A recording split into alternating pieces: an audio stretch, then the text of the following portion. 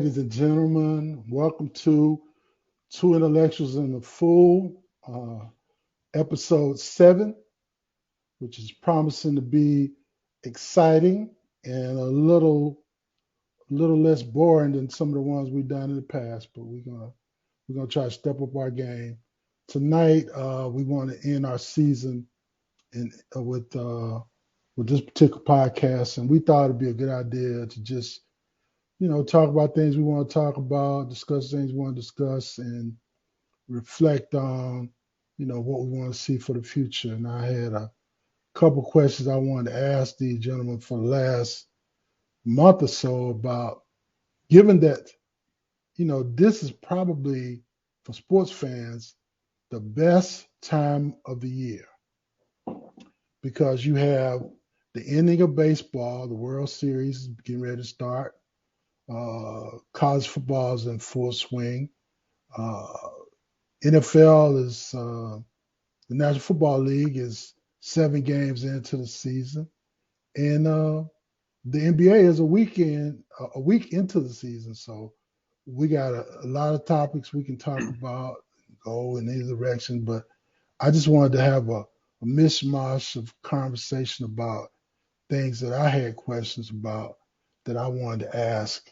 I've been wanting to ask these gentlemen for a while, and I know they can probably anticipate what I want to ask. But the first thing I want to start out talking about is my man Draymond Green.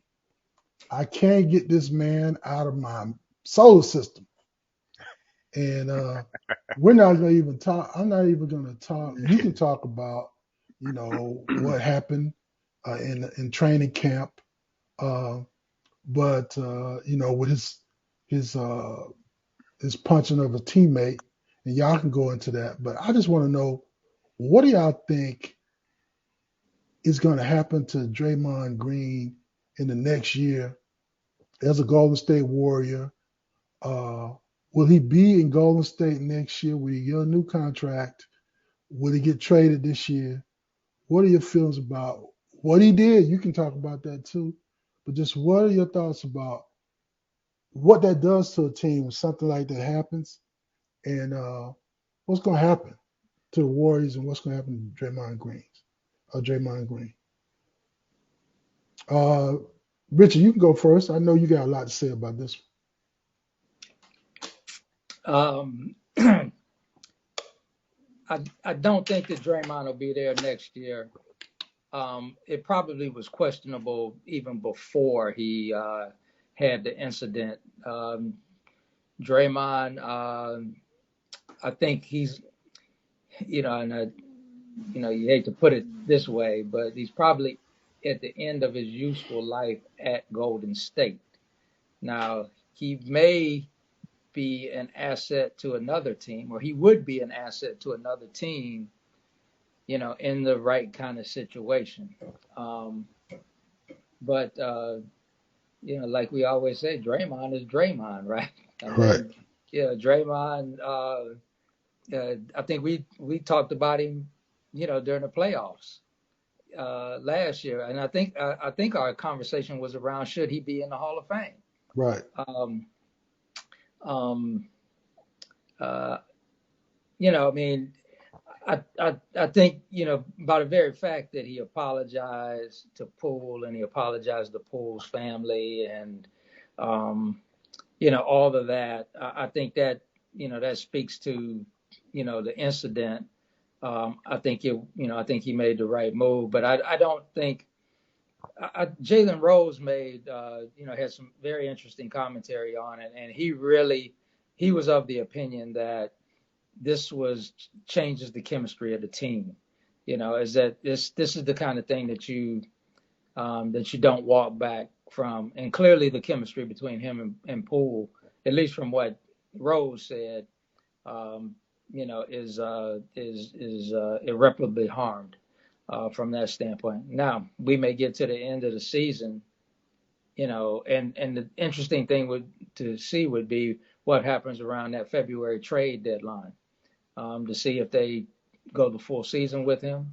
Well, Richard, Um, why don't you just tell our listeners, in case they've been living under a rock, what happened with the incident with Jordan Poole and Draymond Green. Yeah, well, you may have to give a little more, uh, context to this. Essentially, essentially, what I know is that I guess it was in training camp. They had a practice. I don't know if there was an issue between the two, but Draymond, hauls off and clocks Poole, knocks him out. Uh, and that's what stirred the controversy. Now that's the extent to what I know about it. I don't know any other circumstances around that. Well, Coach, what do you think about it? Um, I think he'll get another contract. I think he'll be back with Golden State unless they decide they're just going to blow everything up. And I don't think they're going to look to blow everything up. I think they have a lot of talent on that team. Um, um, he may have he may lose some value in regards to his playing because he gets older, but there's a lot of value that he brings to Golden State. Kind of like your what's the guy's name, Haslam down in Miami. Haslam has lost a lot in regards to his playing, but he is still there. Uh, Draymond brings a certain identity to them that no one else brings to them on that particular team. He brings a toughness to that particular team. He brings an accountability, and someone who actually is outspoken and speaks his mind and is not necessarily always saying the things that saying the right things. He's just saying really what is on his mind. And I think that he will end up back at Golden State. Um, as far as the chemistry on the team, because of what has transpired, I guarantee you that type of thing has happened around that league for quite some time, and it used to happen around that league. Some decades ago, it was probably a common thing for that to happen. And individuals just came out and they still played. They did what they needed to do. So I think that inevitably he'll sign another contract with Golden State. I think at some point he'll probably end up in the front office someplace with Golden State as well. Because at the end of the day, I believe that he is the heartbeat of that team. You've seen exactly what has happened with that team when he was not on the floor, and I think Golden State is well aware of that, and that is why they were no more punitive toward him in regards to this incident as they were. So Well, you know, for the first time, I'm kind of on the fence when it comes to Draymond. Uh, they paid. Well, let me go back and sort of fill in where Richard left off. The video that I saw showed them in practice, and Draymond was on the sideline, and Jordan Poole was on the baseline, and you could tell they were jabbering back and forth with each other. And apparently, when Draymond says something and Poole says something back, Draymond walked up to him and got chest to chest in his face, and Jordan pushed him off. And Draymond came back with a haymaker, like he brought it back from Africa somewhere, and tried to knock him out. And I guess maybe he did knock him down. I don't think he knocked him out, but that was the gist of the contact. Now, I'm going to tell a story about one of my teammates when I was in the Air Force, and hopefully he'll see this podcast. We had a guy on my team who was similar to Draymond Green. He was always the one that was, virtually the self-appointed leader of the team.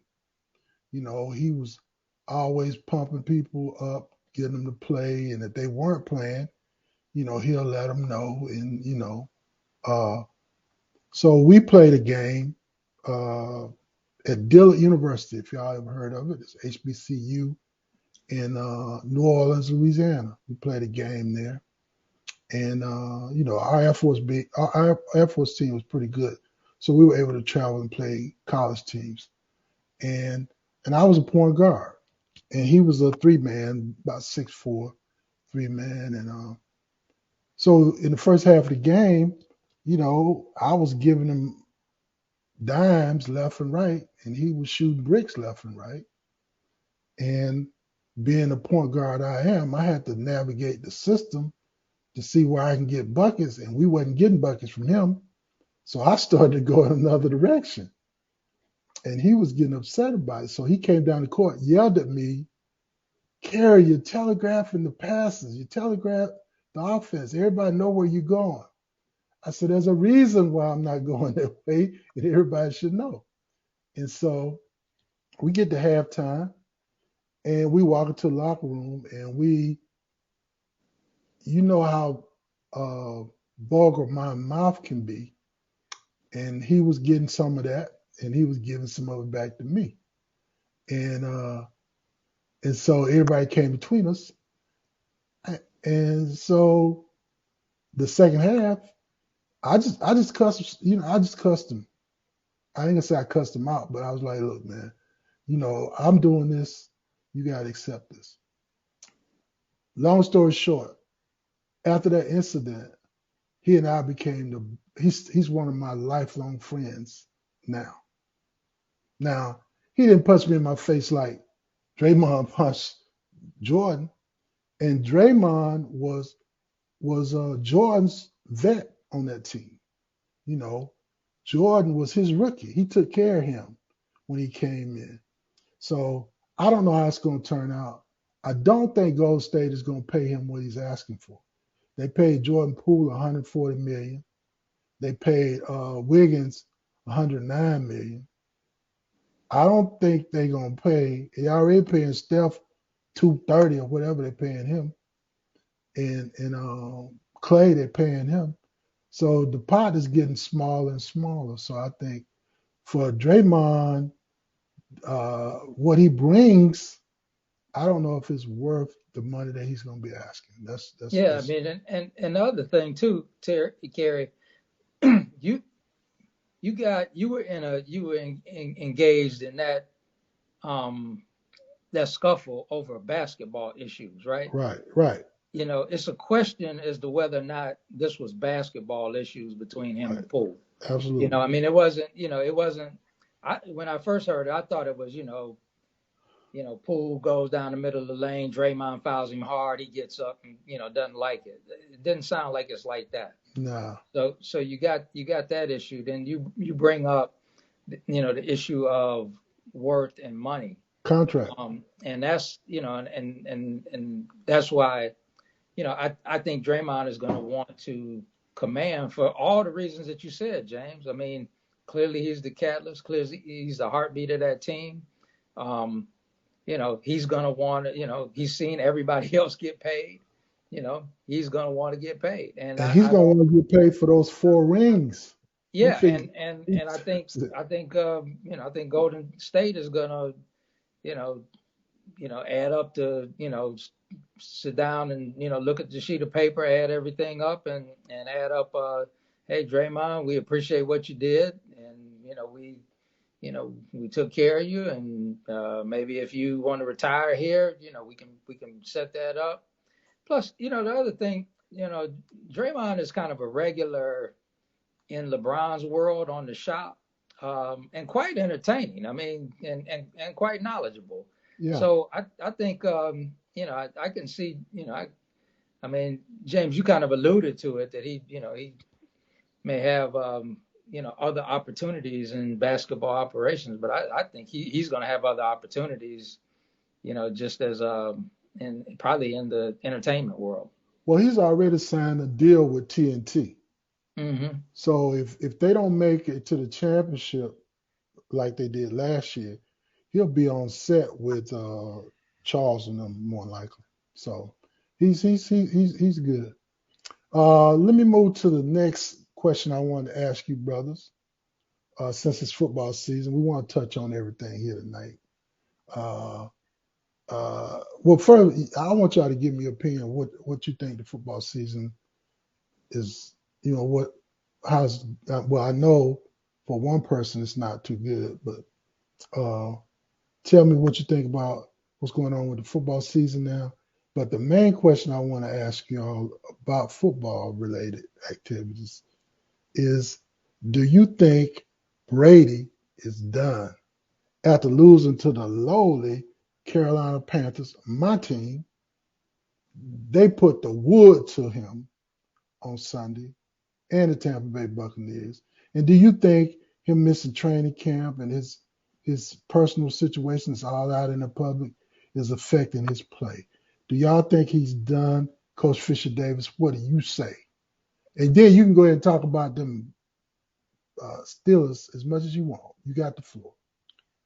I think if it keeps going the way it is going, football's done, man. I was talking to Richard earlier. One of the worst things that happened was individuals wanted to play and place an emphasis on this fantasy football and things of that sort, which is all about the numbers and things, and it's destroying the game. And that's why it's not going to be done. They're making too much money off of it. No, no, They're no. making way too much money. It's interesting because sometimes it looks that way, and then all of a sudden, before you know it, it is something that you can't put the toothpaste back in the tube. And because football at the end of the day is football, because all you have to do is watch high school, all you have to do is watch college, and it's what they're doing really is not football because they're not protecting the players, which means they're going to be losing players. They're going to lose players early, and then they're going to have some individuals who are not going to want to even go out there and participate in reference to it. So it's not necessarily that Brady is done. You think about all these teams that are at 500 or below 500 or just barely above 500. Um, I've never seen anything like it in my life. I mean, one could say the same thing about Aaron Rodgers. Is Aaron Rodgers done? But a lot of it is in regards to the rules and some of the rules that they have and the arbitrary way in which these games are officiated. I mean, you'll see a play and they'll call a roughing or throw a flag for personal foul or whatever it is, and then all of a sudden you'll see another play like, really? I mean, that was more egregious than what I just saw on the other channel. So there's no consistency in reference to it. It's almost like it turns into the WWE, and eventually people aren't going to want to sit there and watch that. I mean, prior to this game last night, I think it was. I mean, think about this. So you had the Sunday night game. The Sunday night game, you didn't even score it. You didn't score it all in the second half. Well, the Thursday night game prior to that, I didn't think the Thursday night game prior to the last Thursday night game could be any worse, and it turned out that it was even worse. That was the Denver game, right? Yeah, I think so. So Yeah. at the end of the day, that product is going right down is going down the tube.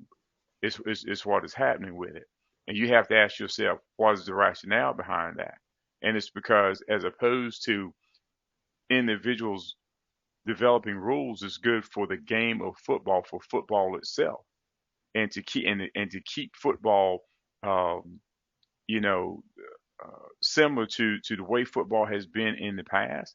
There are things that you can do to help protect the players, but you can't talk to me about trying to protect the players and you're always wanting to play on this artificial turf. If you really want to protect the players, you said it yourself. They have plenty of money. So why don't you pull that artificial turf up and put these individuals on grass where we know for a fact they're not running quite as fast. We know for a fact they're not getting the same type of traction. We know for a fact that when they actually have these collisions and now guys' heads are hitting the ground and things of that sort, it's not like they're landing on concrete and that type of thing. But that's not what they're doing, you know. So you go to the fantasy football, then you move a team to Las Vegas, and I'm like, that is for the football purists,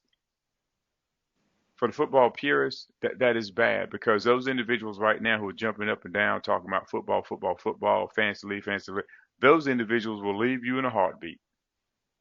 They will leave you in a heartbeat because they're not necessarily rabid fans. As a matter of fact, they're more like, and this is for your team now, coach. They're more like the Panther fans That's what your fantasy football fans are like. Panthers aren't winning, they're not going to be there. But see, you have some fan base where even if their teams aren't winning, they're still going to be there because they're football purists. So in reference to Tom Brady, I don't know, man. He has a lot that is going on. I haven't seen anything in reference to his arm strength. I just think that for the first time since he's been playing as a professional, he's got a lot of stuff in his personal life that's taking place, and he's not handling that well. What do you Yeah, say, Rick? everything that James said, I think is true, but I would say the result is going to be different. I mean, um, it's a long season. Injuries come into play.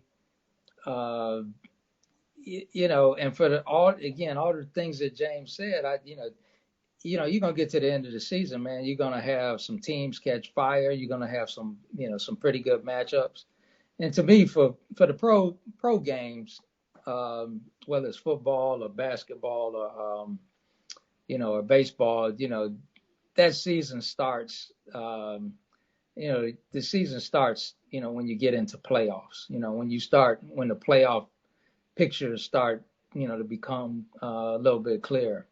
In reference to Brady, uh, you know, at the end of the season, we may be just still talking about how great he is. I mean, clearly, what's going on in his family situation is probably, I mean, it'd be hard to say it doesn't have any kind of impact. I mean, and the Panthers, right when I would lose interest in them, they hired, is it Steve Wilkes, Yeah, yeah. from West Charlotte. You got PJ Walker coming in, and Hmm.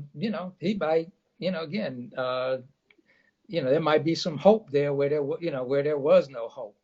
But to me, football is the college game, and this was the year that I clearly thought that Ohio State would be in the conversation. They are. Um, I still, the jury's still out on where they fit in the mix. Georgia looks strong. That Tennessee Alabama game was an exciting game. You had a lot of exciting games. App State's had Football, man. That's football. App State's had a couple of exciting games. Alabama was, Alabama was set for the pickings. Michigan, I hate to say, but that running back that they have up there is he's fast, he's exciting, and he's trouble. So the college game, man, has so many, just like it always does. And typically in college, and I don't think it's this year, but I think maybe next year they're gonna expand it, the playoff season. But essentially, the college playoff season starts maybe at the beginning of November or that second week. I mean, essentially, you have playoff games with those rivalry games, the tough games that teams have coming down the gauntlet, and then you have the conference championship games, and then you get into the conference game. So I would I would be, you know, pro football is hard to kill it, man. I mean, it's people, the fans need that release. I mean, anytime you go down to the stadium and the like, I mean, it's just, it's a phenomenon, man. I mean, people need something to, they need something to root for. They need something to root against. They need something to cheer about. And just when you think it's down and out, just like James said, there's for every team, the teams that the playoff contenders and the teams that go 1-17. There's some fans that show up come rain or come shine, and are going to be there, and then they'll be coming back the next season. So it's not, I don't think the NFL is putting a good product out there. No. It'd be interesting to see what the Thursday night game. I remember Richard Sherman talking about, the Thursday night game probably is a hazard to a lot of these players' health. But I, I find it'd be hard pressed to say that the pro game is going to die out.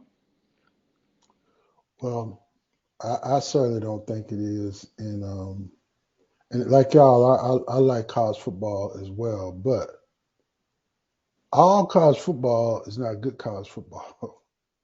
I mean, Well, no, so you got hundreds of teams, right? right.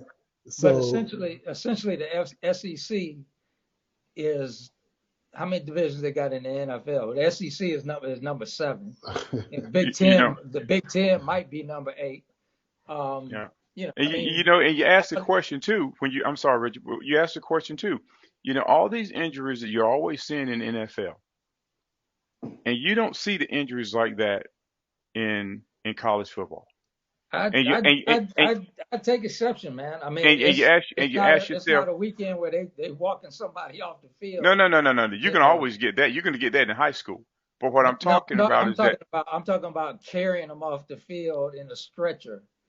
You know, I haven't seen that yet. I settling haven't seen their it yet. head.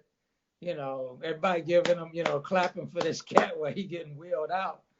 Um, Yeah, you know, I haven't seen a lot of that yet. I was watching the Clemson game and Syracuse Grant game, and I wasn't seeing that. And it is always the case. It is always the case in NFL. People aren't talking a lot about the concussions in reference to college football. And I've coached that game. And one of the things that I know is that when you have a quarterback that's actually dropping back and you give them max protection, then it's a lot more difficult for the defense to get to them. And in NFL, they try to open everything up because all they want to do is just score, and that is it. And there's a difference when you're looking at the game that way. There's no max protection for the quarterbacks. They're throwing the ball 50 times a game, um, and that is that's hazardous to the health. To be honest with you, I mean it truly is. And um, I'm hopeful yeah, that the NFL will do something about it. yeah, I wouldn't say the college game is any less. Pro is probably a little more secure. I mean, a little bit more. Where you have those injuries, but um, the college game. I mean, you're getting those same kind of injuries. You're getting teams that because you think about it, a lot of these um, high profile college teams run pro offenses.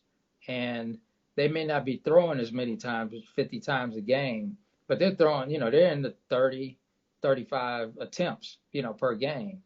You throw And 35 times, I have an opportunity to come get you 35 times.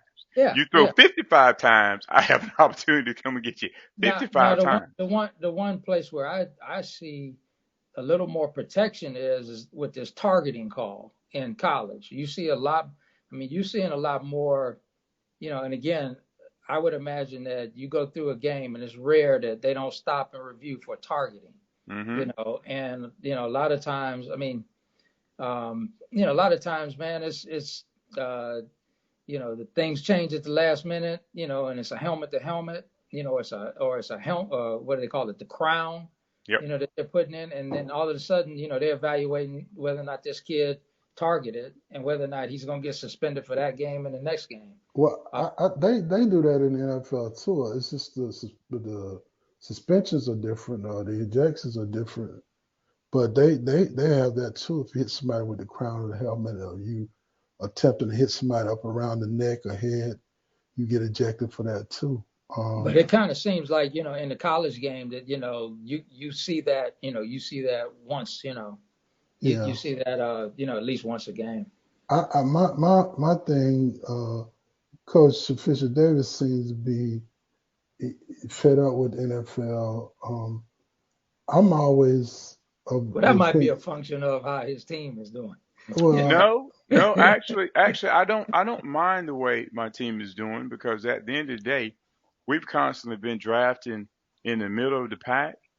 And right now, we just, it's an organizational thing, man. And until we get rid of some individuals, and you know exactly what I'm saying, you know what I'm That's what saying. Until we I was get getting rid of ready to some ask you. individuals, Have you made it, it's peace not, with it's the not going, coach it's yet? not going to change, man.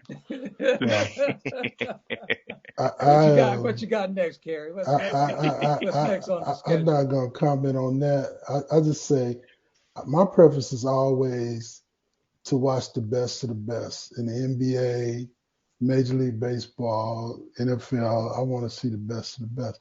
And I think some of the injuries might be uh, because you got guys that are going 100 miles an hour and they are superb athletes. The impact is different than Well, college. yeah, and I think that what Coach Fisher Davis said about the turf and grass and all that, that makes a lot of sense. Let me Yeah. ask this question right quick, Kara, just to upset the apple cart and switch total gears. What do you think about the LeBron Kareem situation? I think I think Kareem is a little bit bitter. I think he probably thought his record would never be broken. Mhm. Um, but he's entirely feel that way. If that's the way he feels about it, that's the way he feels about it. Um, I wish he didn't feel that way. Uh, and I wish he would be there to support LeBron when he breaks the record. But I think that he feels some kind of way about it. And so it is what it is. I just hate to see two brothers that um, that are having a dispute about uh, a goal or a record that almost nobody else will be able to sniff. They they should be able to coalesce around that record. But the truth is, Kareem wasn't necessarily buddy with Wilt either. They had issues. Uh, he broke Wilt's record, and Wilt wasn't screaming and hollering and super happy about that. So you know, that's sort of old school, I think. I do have a little bit of a problem with Kareem criticizing LeBron about other things other than basketball things, and taking this holier than thou attitude about LeBron need to be doing this and he need to be doing that. So I think they should try to work it out, and I don't know if they will. Kareem is old school, man. I don't have a problem with Kareem. At the end of the day, when you're talking about the scoring record, fact of the matter is Kareem wasn't jumping out there shooting no threes. The game has just changed. Without those threes, nobody was ever going to touch that record as far as what Kareem did.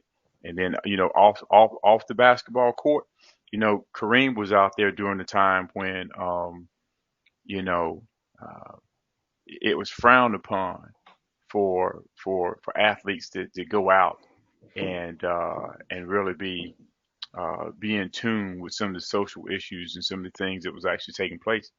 Kareem had the courage to just go on and step out there. That's just what he did, and he did it in such a fashion where that, as I remember it, it was nonpartisan because he just sat there saying, you know what, there's something that we have to do, period. And other individuals stood right there beside him and with him in regards to that. So, whatever he does, he's a grown man who's on the Mount Rushmore of NBA basketball. So, hey, listen, he's too old to try to appease individuals right now and please individuals in regards to what he says and how he says it. So, hey, listen, more power to him. Let Kareem knock himself out. But when you say that, does that mean you don't think LeBron has done things? Nope, I didn't say that. I was I'm, just I'm, talking I'm about Kareem. asking. I'm just I can't. asking. Nope. I was just talking about Kareem. All I talked about was Kareem. Now you I'm want me just to talk about Doc Irvin? I can talk about Dr. J too. I just talk about the people I want to talk about. I'm not I, talking about LeBron. I ain't saying nothing about him. I'm just Nothing. asking. No, I'm not saying anything about him. I'm just talking about Kareem, and Kareem can say whatever it is he wants to say because he's absolutely positively earned every right to Richard, do that. Richard, what do you think about it? I'm you know, yeah, Kareem, rightfully so, thought he probably or feels as though that record would never been broken. So he's probably feeling some kind of way. I am disappointed that that he is you know Kareem is his he's a very complex, complicated individual. I mean, you have to admire his courage. he takes a stand on causes.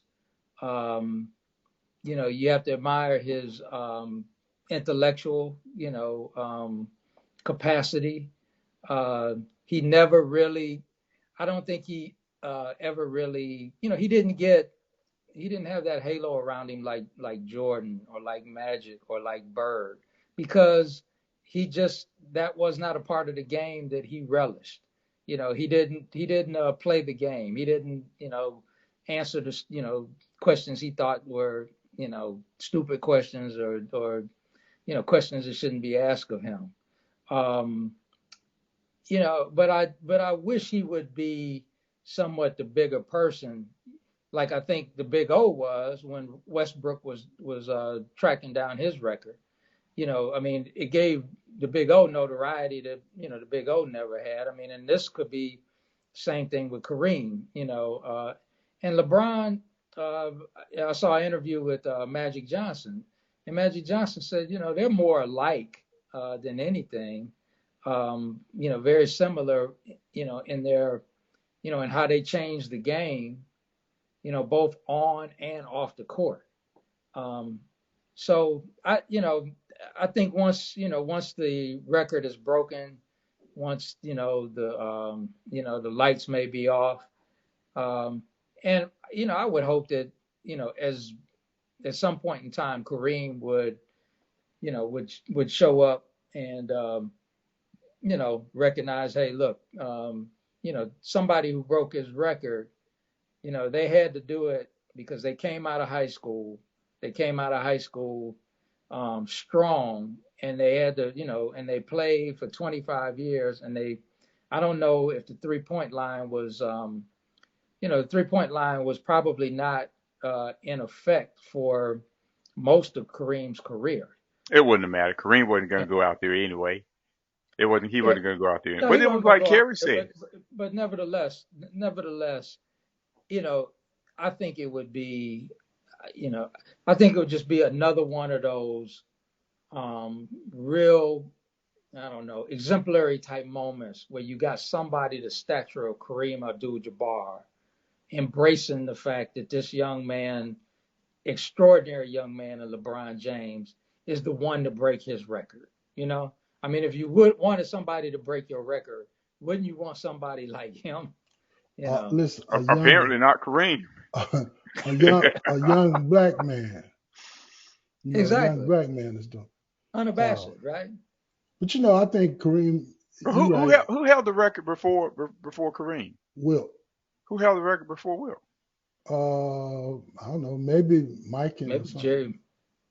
Jerry West or somebody. I don't know. I don't think so. I think Jerry Wilt Oh, was Mike, what fortunate. did you say, Mikan? It might have been Mike, and I don't know. Yeah, I mean, yeah, you Uh, have to go way back. and Okay. they may not even have been keeping up with it back then. They wasn't keeping up with a lot of statistics that they didn't keep up with the triple double really uh, until the big old later years. You Hmm. know, they figured it out. So, but anyway, that's a good question about Kareem. I've always been a Kareem advocate. Kareem has always been that way because he's been so tall, and the similarities between him and LeBron is that when he came out of high school, everybody expected him to be what he turned out to be. When LeBron came out, they expected him to be this man child and break all these records and do all these things. And he did it under extreme pressure. He was Yeah, fortunate enough to come in at a time when there was lucrative contracts, and he's had more influence because of the social media age on social issues and political issues. So uh, that makes it a little bit different, but I think it's all of them are doing, both of them are doing good things and have done great things. Let me ask you one question. I said we never really talk about baseball, but it is the World Series. The teams have been selected. The Houston Astros and the Philadelphia Phillies playing in the World Series. Now, I didn't watch much of the playoffs. To tell you the truth, I have not watched a lot of playoffs ever a lot of baseball on TV ever since the Houston Astros moved to the American League. I still can't get used to that. Yeah, I I'm with cannot you get on used to that. that. Yeah, Uh, that but just uh, it's but like when they the in the World and the Series playing Brewers in the are in the American League. National. Brewers and the Nationals, Yeah, they yeah, flip yeah. flop. The Houston Astros belong in the National They League. belong there. I don't know why they did it, but I guess it was a geographical thing. But so what do y'all think? Y'all may know more about who the teams playing than I do. So what do you say about the teams? Who you think gonna win? Um, my mom's big time excited, man. She called me up like, yeah, the Phillies are going to the World Series. My mom's a but just like anyone else in the Phillies, she is a sports fanatic. Oh, by the way, who did the Astros sweep to get to the World Series? Let me finish my story. I'm Let just me finish asking a my story. question. Let me finish my I, story. I might not watch baseball, but I know something. But she's big time excited about that, and normally I pull for the American League. I don't think I've ever pulled for the Houston Astros too tough. The only for me, I'm going to be able to sit down and enjoy it. I think there are going to be times I'm really going to be pulling for the Phillies because I know it was just thrill my mom and my stepdad, and then there's times because of Dusty. Dusty with the Astros. I've always liked Dusty, and the fact of the matter is, we know that I can't say that there's a lack of diversity in Major League Baseball because really there's not. The lack of diversity is the fact that you don't have African Americans playing in that game the way that we used to play in that game. Um, that's where there's a lack thereof. Um, So, for me, I'm going to sit back and I'm going to try to enjoy it. I'd rather not necessarily be the Astros. I'm sitting there looking at my New York Yankees, and right now, man, the teams I'm pulling for, you know, I love those who are coaching and managing my teams as individuals. Boy, I'm not real thrilled with them as coaches right now. I'm just not. I'm You just know, not. you hey James, you talk about. I mean, Dusty Baker represents. Dusty played with Hank. Dusty was in L.A. Yes, he was. Dusty was in that era with Frank Robinson, who I think Frank Robinson was the first black manager. And I don't know much about the teams. I'm like Kerry. I saw a little bit of it. The Yankees beat my Cleveland Indians, now Guardians, to get to that that championship playoff. But Dusty is. I mean, I'm amazed that his name is. He keeps bringing his teams to the World Series. It's just a real testament to. This is an old school baseball guy Yep. who understands how to manage in today's baseball game. Not And analytics. and Yep. he was from an era where you had Frank Robinson, Hank Aaron, Roberto Clemente, Willie Stargell, Covey, um, uh, Richie Allen, Chris Chambers, Dave Chris Chambers, Winfield, Willie Randolph, Mickey yeah, and Rivers, you Reggie you going Jackson. down. He I'm just talking named about all them scrub Bob Yankees. Gibson. Chambers You was a know, Brave before he was a Yankee, just so you know. That's okay. I know yeah, him as a Yankee. I mean, he comes from that era, that wave of that kind of that wave of black baseball players that came into the league in the late 50s and through the 60s and changed the dang game, man. And the And and 70s as well and as the and 80s. and you talk about, I mean, and I'm with you, Kerry. Houston is a National League team. The National League plays a different game than the American League, or at least they used to. They did. It might be different Well, now. I think no, they all got the designated hitter now, which I don't really, to me that ain't pitchers need to be hitting, you know. Yeah, But yeah. Well, I'm gonna tell you something though. Growing up in the South, deep South, growing up in the '50s, late '50s and the early '60s, um, and I'm sure I don't know if it's like that all over the country, but baseball was the game Yep. for black folks. Yeah. It was the game. So fast forward to the early 70s and the 80s, it flipped the switch to football and basketball. No, it was still the game.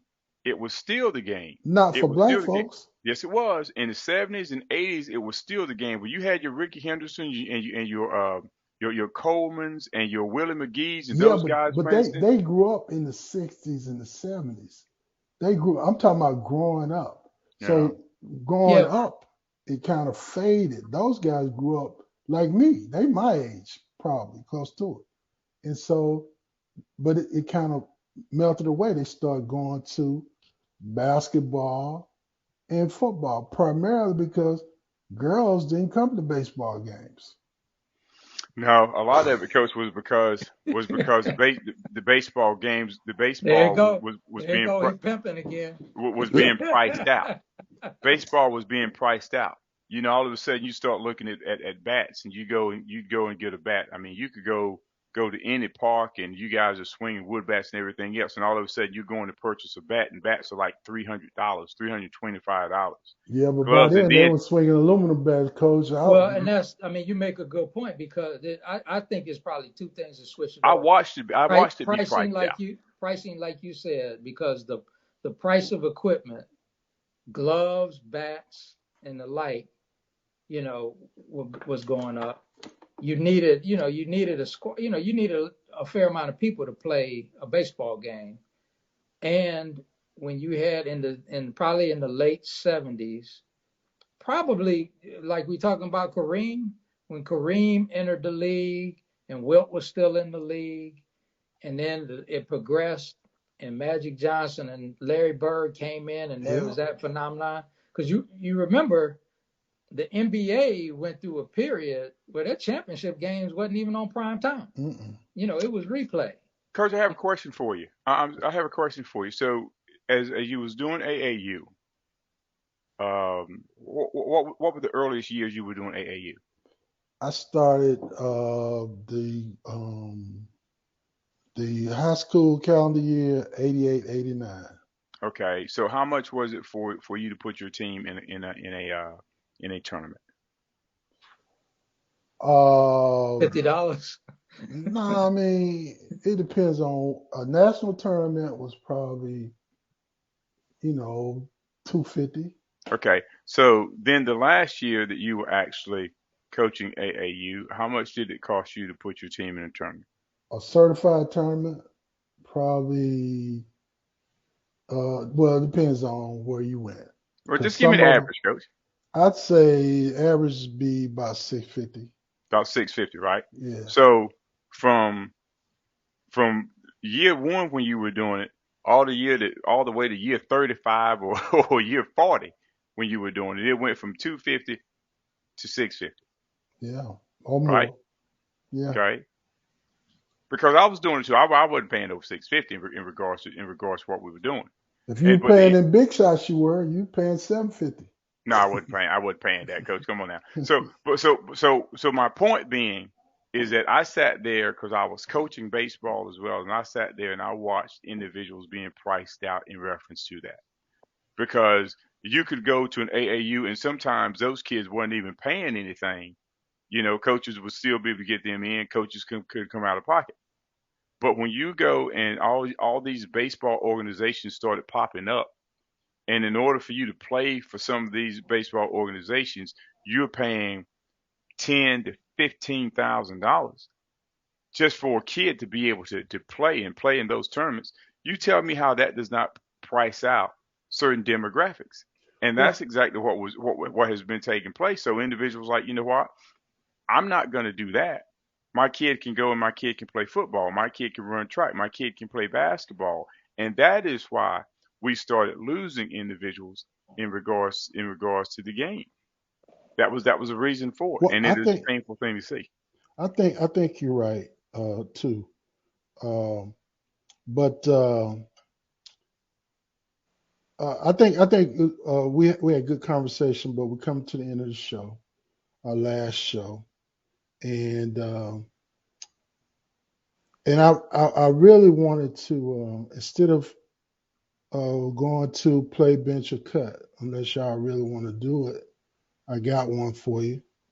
Um, and I don't know if we want to do it, but I really want to know if y'all have any thoughts about this year and the upcoming year, and how much fun we had doing this podcast, and any individual thoughts you want to talk about before we get out of here. Uh, Richard. Yeah, yeah, the back and forth has been cool. I mean, we covered some stuff that is serious, but we've also we covered some stuff that at least was interesting, interesting to us, and we tried to make it interesting, Um, yeah, it's the thing about sports, and the things that we talk about, you know, the psychologist or the sociologist, Harry Edwards, advisor to the 49ers at one time in their championship uh, runs, the one that, we talk about the activism of Kareem, and he was behind that movement. And he made a whole study of the sociology of sport. And I was telling Fisher Davis that I listened to an interview today with Jamel Hill, and she was talking about how sports, the impact of sports, and how it brings people from different backgrounds together. No And doubt. she's from Detroit, and she talked about how the Tigers won the World Series in '68. Well, that was after one, major, Hmm. urban riot, civil unrest in '67, and what that meant to the city. What the Pistons meant to the city in their championship runs from that standpoint. So it's just you know, I think the common theme throughout this show, when you look at what we've talked about, is how sports reflects life, and how sports, I mean, if there's a situation that we're talking about, that comes about through sports, we can relate it. We've related it to other areas, workplace, community, education, health, whatever you want to name. And that's, I mean, there's a constant, there's just a constant source of things for us to delve into and relate to. And we haven't gotten to all of it either. No. Coach, what do you say? Um, it's been enjoyable. I'd like to think that it has been educational to a certain extent as well. I look forward to 2023. I hope folks look forward to actually going back and watching the ones that we've done in 2022 as well. We continue to progress. We continue to evolve in a positive fashion, I do believe. And it's like you just alluded to, Coach. There's still so much that that we can do, and so much that we look forward to doing. And there's so many individuals who are chiming in and saying, "Listen, we'd love to be able to come and be a guest on your podcast and that type of thing." So, I'm I look forward. I look forward. As we move forward, I look forward to um, to having interactions and conversations with other individuals who are so knowledgeable about this idea of sports and how it mirrors life and how it impacts us socially to a certain extent as well, and providing information out there also, especially to those young people and those parents who have those amateur student athletes, and what we can bring to them, and some of the things that we can share through our own life experiences, you know, um, through coaching and then with our kids as well, Richard. Um, I think we have a responsibility to provide the information to them that we didn't necessarily have when we were first coming through. and now we have the ability to be able to share that with them as well. So 2022, I've absolutely positively enjoyed it, and so I think eventually as we go into 2023, we get to go from the undergrad piece to the master's piece, and then eventually move on from there. So it has been a blast as far as I'm concerned. Hey, Speaking Karen, like the let me say one thing, and then you can add the last word. When I look back at this year in sport, to me, the personalities that captured our imagination. One is Dawn Staley and the South Carolina Gamecocks, and what she did with that basketball team, and what she has done for women's sports. Two would have to be Serena Williams and just what she represented and her ending her career, and really getting ready to start a new career.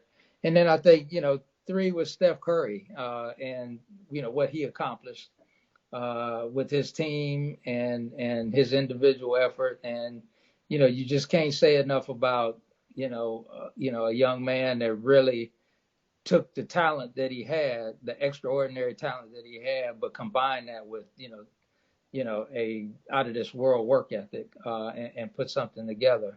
And then before we sign off, I'd like to thank our producers at Ellen Rouge, who really have, I think, elevated our program here.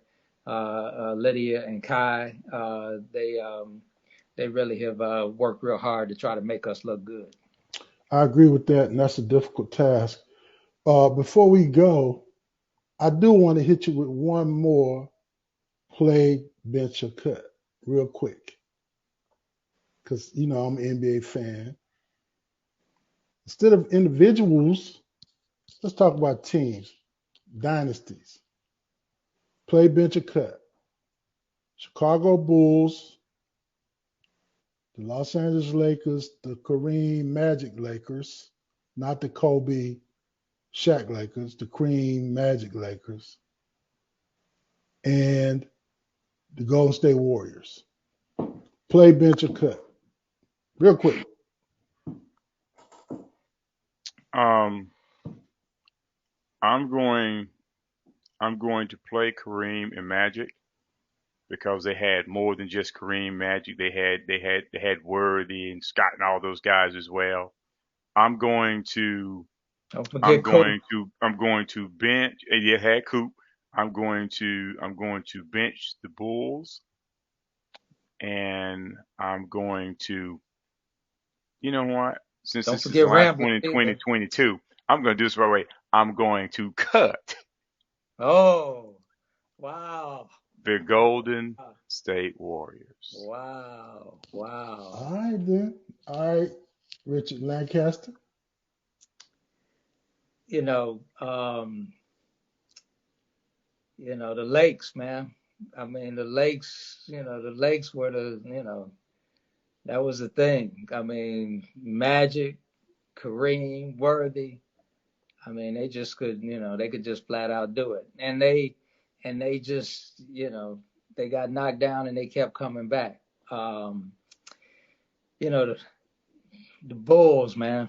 The Bulls just the Bulls and Phil, Mike, Scotty, um, B.J. Armstrong on one side, Trash.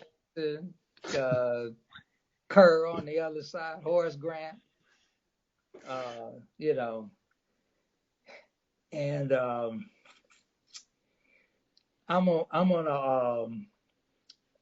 just gonna hold in my hip pocket them Golden State Warriors. See, I the, can't, I the can't, Golden State Warriors won more games than anybody in the I NBA regular can't, I season. can't You cut can't. You them. gonna cut I them? can't, I can't cut them. I gotta put them in the freezer and Well, bring them out. unfortunately, I have to agree with James Fisher Davis, which I never want to do. The Showtime Lakers, I mean, and then the Jordan Bulls. I gotta play the Lakers and the Showtime Lakers. Like I said, not the Kobe Lakers. Yeah. Yeah. We didn't even say Rodman.